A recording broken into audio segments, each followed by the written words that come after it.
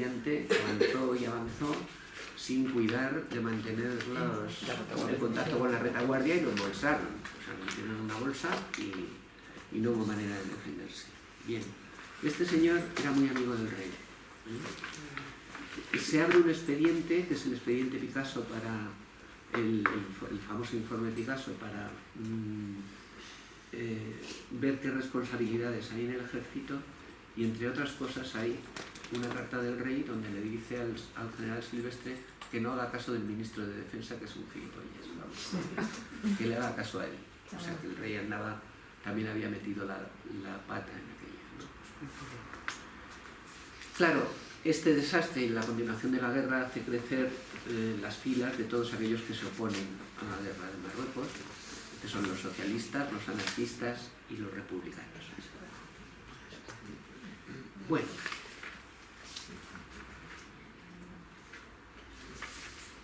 antes les he anunciado ya el asunto. Antes de empezar con la dictadura de Primo de Rivera, que es un golpe militar que se da en el año 23, vamos a hacer otro poco de contexto internacional, porque es fundamental. Entre el 19 y el 22 se había dado un extraordinario desarrollo del fascismo en Italia. El fascismo, como sabéis, es bastante anterior al nazismo, es el primero en debutar y además crea muchas esperanzas de la siguiente manera. Vamos a ver. Por una parte se demuestra que las bandas de escuadristas que meten palizas y van de esquirones en las huelgas y demás, y no respetan las leyes, son muy útiles para según qué cosas, ¿no? En Italia, de hecho, estuvieron financiados por las clases altas y por los terratenientes para combatir las huelgas campesinas y otro tipo de cosas, ¿no? Y sabemos también que el fascismo alemán estuvo financiado por grandes fortunas que luego estuvieron en un bando o en otro, pero que le ayudaron mucho. ¿Por qué? Pues porque es un momento en que ha pasado la Revolución Rusa, el movimiento obrero está creciendo mucho y hay mucho miedo. Pero el fascismo no es solo eso. El fascismo se presenta además como un movimiento muy moderno. Os digo porque hay gente en la izquierda que llega a apoyar este tipo de soluciones, porque se basa en lo siguiente, vamos a ver. Primero, se presenta como un movimiento para hacer caso a los de abajo, que ya están, a los que llamamos ahora las clases menos favorecidas, ¿no? Que ya está bien, porque los políticos no hacen más que tomarnos el pelo, no sé si os habíais dado cuenta, pero los políticos no hacen más que tomarnos el pelo. Entonces, el liberalismo, es decir, el sistema constitucional y demás, es el liberalismo caduco, están corrompidos, los políticos están corrompidos hasta las trancas, no se puede uno fiar de ellos, ahora venimos nosotros y este sistema va a ser completamente distinto. Se acabaron los chiringuitos. Se acabaron los chiringuitos. Porque ahora va a haber un solo chiringuito, que va a ser un chiringazo, que es un partido único, con un jefe único. Y desde aquí vamos a actuar por el bien de esta sociedad. Claro, no, porque somos de los buenos. Entonces actuamos por el bien de esta sociedad, quiere decir que nos ocupamos de que los obreros vivan mejor, tengan mejores salarios, tengan mejores viviendas. Así se presentan. Se presentan también con una filosofía, se presentan de tal manera que hay gente a la que no le parece tan mal aquello, porque realmente el liberalismo caduco es que había llegado a unos extremos. Esa es la situación en la que hay que entender por qué proliferaron tanto este tipo de cosas y por qué vino como solución un golpe de Estado como este, ¿no? En el año 22 tuvo lugar la marcha sobre Roma, fue una enorme movilización de fascistas italianos, y cuando la marcha llegó a Roma, allí estaba el rey Víctor Manuel, sin elecciones ni nada, para decirle a Mussolini que formara gobierno. Ahí lo tenéis. Bien, es decir, que tampoco era tan raro que un rey le dijera a uno que formara gobierno. Aquí ya teníamos experiencia. Bien, se ha producido la derrota anual, la opinión pública está contra la guerra de Marruecos, hay un auge de los nacionalismos que, como todo el mundo sabe, van a destruir la patria. Hay una gran alarma entre las clases europeas dirigentes por la Revolución Rusa. Hay alarma por la división interna en el Partido Conservador y Liberal. Y además acaba de aparecer el Partido Comunista, que son los partidarios de hacerlo igual que lo han hecho los soviéticos. En esas condiciones, la situación, digamos, de un sector de la opinión es que es necesario un hombre fuerte. Aquí hace falta un hombre de hierro. Déjate de pamemas y de tonterías. Aquí lo que hace falta es mano dura. Tranquilidad viene de tranza. Acordaos de eso. Y aquí le tenéis. Este señor es don Miguel Primo de Rivera, capitán general de Cataluña, y el de la derecha es el campechano deportista. El golpe fue un golpe inicialmente preparado por un grupo de generales, al frente de los cuales estaba Primo de Rivera. No era un tipo muy listo, Primo de Rivera, sí estaba imbuido de estas virtudes castrenses y nacionales a las que nos hemos referido, y aunque bebía demasiado, parece ser, por lo menos siempre estaba disponible para según qué cosas. El golpe preparado por este grupo de generales con Primo de Rivera al frente va a contar con el apoyo de Alfonso XIII, que le encarga de formar gobierno. O sea, hay un golpe de Estado y llega el rey y le encarga formar gobierno. Imaginaos en el 23F, ¿no? Pues eso. Pero bueno, estos vienen no para quedarse, estos vienen nada más que a limpiar. Digamos, el discurso que se da a la opinión pública es que es necesario limpiar las instituciones de corrupción, y a eso es a lo que viene esto será un paréntesis en el régimen constitucional y nada más. Entonces, para hacer bien el paréntesis, se declara el estado de guerra, se suspenden las garantías constitucionales, se disuelven los partidos de la Restauración, se disuelven las Cortes Generales, se censura la prensa, o sea, desaparece el régimen constitucional. Formalmente la Constitución está en suspenso, que quiere decir que no la han quemado en la plaza pública, pero vamos, no opera, ¿no? Hay un gran silencio durante los primeros meses en la oposición y cierto respaldo popular por las razones que os he dicho. Por decir, oye, pues a lo mejor estos traen algo, a lo mejor estos hacen algo distinto.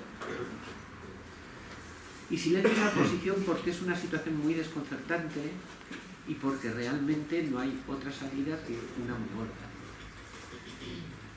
Y una vez que se han tomado esas medidas de emergencia, comienza la primera etapa, que es el directorio militar. Fijaos qué foto, ahí está el gobierno, que son todos militares, y el rey en medio. El régimen que intenta poner en pie Miguel Primo de Rivera está copiado del de Mussolini. Es una copia literal del de Mussolini. Lo que pasa es que es una copia vacilante, no acaba de cuajar la cosa. Hay un partido único, que es la Unión Patriótica, su lema es patria, religión y monarquía. Se crea una fuerza armada del régimen, de la dictadura, no del Estado, que ya sabéis que eso es muy propio también de los fascismos, que si las SAs, que si las SS y esas cosas. Se sacan leyes inmediatamente y se actúa directamente en Cataluña con la prohibición del himno, con la prohibición del idioma, con la prohibición de hablar el idioma en cualquier lugar. Se amplía la ley de jurisdicciones, que ya no va a ser para los delitos contra el ejército, sino para todos los delitos contra la patria. O sea que ya estás en tribunal militar por una razón mucho más, por una gama mucho más grande de razones, ¿no? Se reprimen, por supuesto, todas las protestas, se prohíbe la CNT, que pasa a ser un partido ilegal, no se prohíbe la UGT, ya veremos a ver lo que pasa con la UGT, eso os lo cuento después. Entonces, en estos años, los anarquistas crean la Federación Anarquista Ibérica, la FAI, que está creada con los partidarios de lo que se llamaba la acción directa, o sea, de la acción armada. ¿Por qué pudo mantenerse el régimen de don Miguel Primo de Rivera durante más tiempo del que se pensaba? Pues porque en el año 25 se produce el fin de la guerra de Marruecos. Hay un tratado, un acuerdo entre franceses y españoles para hacer frente a las cabilas y a los ataques de los marroquíes, y en el desembarco de Alhucemas se da el fin de la guerra de Marruecos. Abdelkrim, al que habéis conocido hace un rato, se entrega a los franceses y se amnistían los delitos en Marruecos. Se acabó el problema del expediente Picasso. Pero claro, eso es una gran cosa. De cara a la popularidad del régimen, a la popularidad de Primo de Rivera, oye, pues han venido estos y han acabado con la guerra. Tanto que decían los otros, ¿entendéis, no? Cómo funciona la cosa. Así que, revestido con la fuerza que le da el desembarco de Alhucemas, está en condiciones de intentar institucionalizar el régimen a la italiana, ¿no? Entonces ya no es un directorio militar, es un gobierno civil el que se crea, y a semejanza del fascismo italiano, se sustituyen las Cortes por una Asamblea Nacional, que es consultiva, no es decisoria, que está compuesta, ¿os acordáis de la democracia orgánica, los veteranos? Que se elegía, pero dentro de un marco, ¿no? Que ya te venía dado. Bueno, pues algo parecido, no hay soberanía nacional, no hay separación de poderes, pero esa asamblea se hace a medias entre designados y elegidos dentro de la Unión Patriótica y de otros corralitos de ese tipo. Y luego emprende una política social según el modelo italiano, que esta es la parte, digamos, obrera del fascismo, ¿no? O sea, la faceta obrera del programa fascista. Es un Consejo Nacional del Trabajo, es decir, un organismo que a nivel nacional se encarga de la legislación y vigilancia de que el trabajo se atenga a las leyes y se organice como debe ser, ¿no? Y la organización corporativa del trabajo, también llamado en otras épocas sindicato vertical, es un elemento fascista italiano. El sindicato vertical lo que crea es un sindicato de patronos y obreros, y en los organismos que dirimen los conflictos, como somos muy justos, pues estamos representados a partes iguales, mitad patronos y mitad obreros. Que hay empate, desempata el gobierno. O sea, ese es el sistema de los sindicatos verticales, no sé, hay más cosas, pero vamos. Bueno.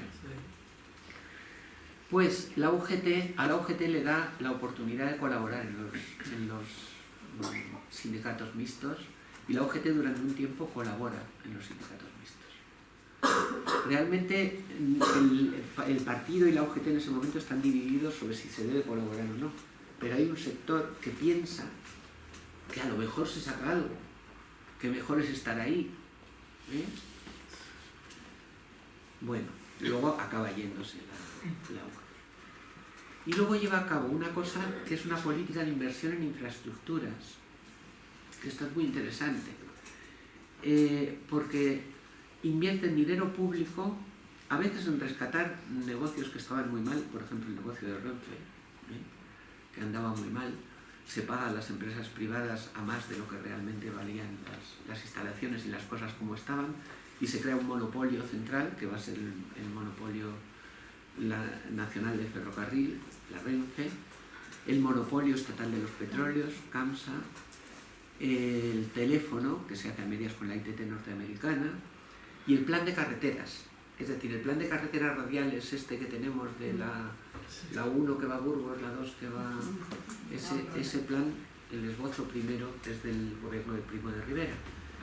Es decir, que se acometen este tipo de obras que son muy de los regímenes fascistas, que son obras públicas, pero claro, se acometen sin que haya habido ninguna reforma de Hacienda. ¿Y eso qué quiere decir? Se crea una deuda pública de unas dimensiones enormes, que luego va a tener que gestionar la Segunda República. La Segunda República lo primero que hereda es una deuda pública monstruosa, ¿no? Que viene de estas cosas. Bien. ¿Ya os habéis dormido o todavía no? Están un poco tristes por la dictadura. Están tristes por la dictadura. Sí, pero no os preocupéis, si se caen enseguida. saldrán adelante. Vamos. Eso que tenéis, nacionalismos en la dictadura. Lo nuestro, seguimos con lo nuestro. El libro de España. Ese es el libro que donde se estudiaban las escuelas la historia de España, la misma que explicamos aquí hace 2 semanas. La de los visigodos, los moros, los reyes católicos, los españoles, esas cosas. El libro de España durante la dictadura era el mismo en todas las escuelas a nivel nacional. De eso vamos a hablar ahora. Bueno, y era el libro que había ganado un concurso nacional en la que se presentaron muchos libros, que era el concurso del libro de la patria.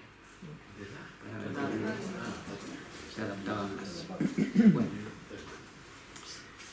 En cuanto a los nacionalismos, hubo una persecución discriminatoria.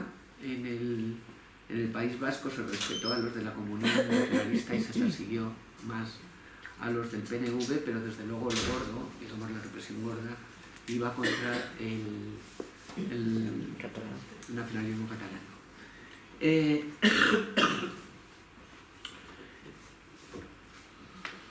Contra el nacionalismo catalán va el acabar con la ley de mancomunidades, aquella que había puesto en marcha Canalejas, porque podía contribuir a dividir el territorio. Ahí tenéis la frase de Primo de Rivera: reconstituir desde el poder la región, reforzar su personalidad, exaltar el orgullo diferenciador entre unas y otras, es contribuir a deshacer la gran obra de la unidad nacional.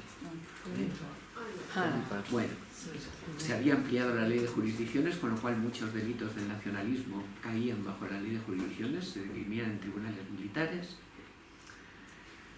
Y durante la dictadura se vuelve a reforzar el nacionalismo católico.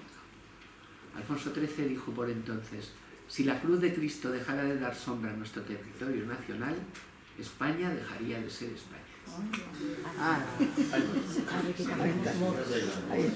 Fijaos, tenía tan claro en la dictadura el nacionalismo que una de las grandes obras de la dictadura fue la creación de escuelas públicas. En estos años se crean 6.000 escuelas públicas y aproximadamente se habilitan de mejor o peor calidad, que eso no está muy claro, 2.000 maestros con el objetivo de poder inculcar los valores patrióticos por todo el territorio nacional. Bueno, la educación, por supuesto, pasa a ser obligatoria en castellano en todas partes del territorio nacional. Se prohíbe hablar otras lenguas en público, no solamente en lugares oficiales, y se imponen los símbolos españoles. No se puede exhibir banderas de otras regiones o de otros lados. Por aquel entonces fue cuando Ramiro de Maeztu, que era de los pocos intelectuales que se habían pasado a este lado, digamos, elaboró el concepto de hispanidad. Según Ramiro de Maeztu, la hispanidad es una comunidad espiritual vertebrada por el humanismo católico. España, a partir de ahí, tenía una misión, que es encabezar esa comunidad humana trabada por el humanismo católico, y esa era su misión en el mundo y la continuación de la hazaña de Colón. Es decir, que todo cuadra.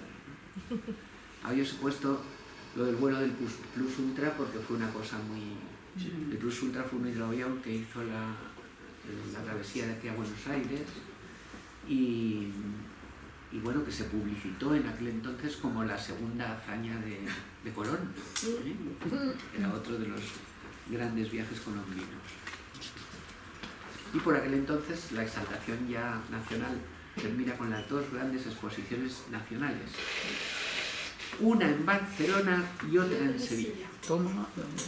Señores, 1929. La modernidad de Barcelona y el imperio. Bueno, pues se cae Primo de Rivera, ahí lo tenéis en el titular. A pesar de toda la obra llevada a cabo,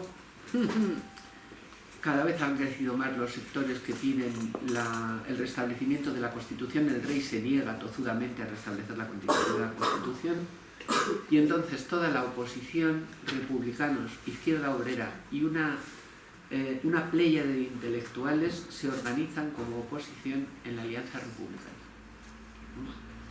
que comienza teniendo unos 100.000 afiliados, que son muchísimos.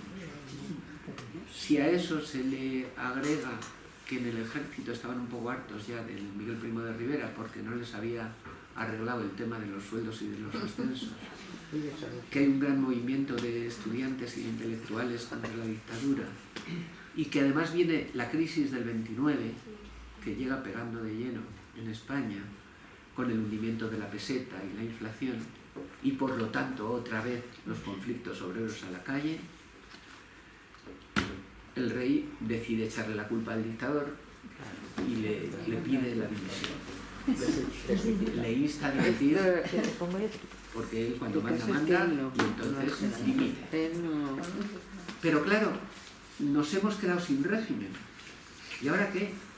Ahora resulta que ya no hay partido conservador, ya no hay partido liberal. Ellos mismos han deshecho el sistema. Entonces, ¿ahora con qué se suple aquello? Existen los monárquicos, claro. Existen los católicos, existe la unidad, la Unión Patriótica, existen restos de los antiguos partidos, pero los que están organizados son los de la oposición. Hay que darse una tregua. Entonces Miguel Primo de Rivera se va a París, muere poco después, por cierto. Se va a París, hace un manifiesto despidiéndose y eso, y se va, y se pone en su lugar el general Berenguer. Pero ya la situación es de tal descontrol que ese es el año que con mucho gracejo la gente le llamó la dictablanda. La dictadura. Es el año de la dictadura, porque ya el poder controla más bien poco.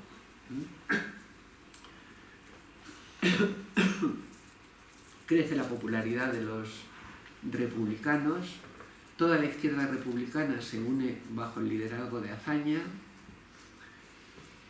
hay una gran movilización a favor de la República, crece el número de republicanos en el ejército, sobre todo en la aviación, hay muchísimos, también en la artillería, y en agosto de ese año 30 se hace el Pacto de